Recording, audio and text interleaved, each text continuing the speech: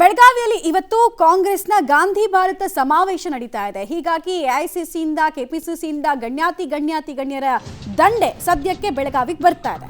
ಏರ್ಪೋರ್ಟ್ನಲ್ಲಿ ಕಾಂಗ್ರೆಸ್ ಕಾರ್ಯಕರ್ತರು ಹಾಗೂ ಪೊಲೀಸರ ನಡುವೆ ಇಲ್ಲಿ ವಾಗ್ವಾದ ಏರ್ಪಟ್ಟಿದೆ. ಅತಿಥಿ ಆಗಮನದ ಗೇಟ್ ಬಳಿ ಕಾಂಗ್ರೆಸ್ ಕಾರ್ಯಕರ್ತರು ದೊಡ್ಡ ಸಂಖ್ಯೆಯಲ್ಲಿ ನಿಂತಿರ್ತಾರೆ. ಈ ವೇಳೆ ಸಚಿವ ದಿನೇಶ್ ಗುಂಡೂರಾವ್ ಅವರ ಆಗಮನ ಆಗುತ್ತೆ. ಕಾರ್ಯಕರ್ತರನ್ನ ಗೇಟ್ನಿಂದ ದೂರ ಹೋಗುವಂತೆ ಪೊಲೀಸರು ತಿಳಿಸ್ತಾರೆ. ಈ ವಿಚಾರಕ್ಕೆ ಸಿಟ್ಟಾದಂತಹ ಕಾರ್ಯಕರ್ತರು ಆರ್ಗ್ಯೂ ಮಾಡೋದಕ್ಕೆ ಮುಂದಾಗ್ತಾರೆ ಪೊಲೀಸರ ಜೊತೆಗೆ.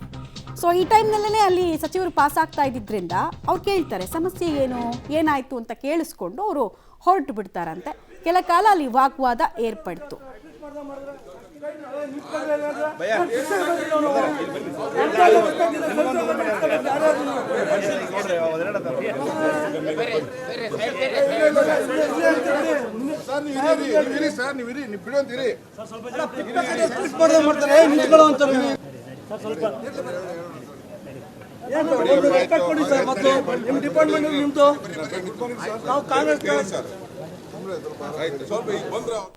ಓಕೆ, ಸಹಜವಾಗಿ ಇಷ್ಟೆಲ್ಲ ಜನ ಬರ್ತಾ ಇದ್ದಾರೆ, ಕಾಂಗ್ರೆಸ್ನ ದೊಡ್ಡ ದೊಡ್ಡ ನಾಯಕರು ಅಂತಂದಾಗ ಸೆಕ್ಯೂರಿಟಿ ವೈಸ್ ಸ್ವಲ್ಪ ಅವರು ಕೂಡ ಕೇರ್ಫುಲ್ ಆಗಿರಬೇಕಾಗುತ್ತೆ.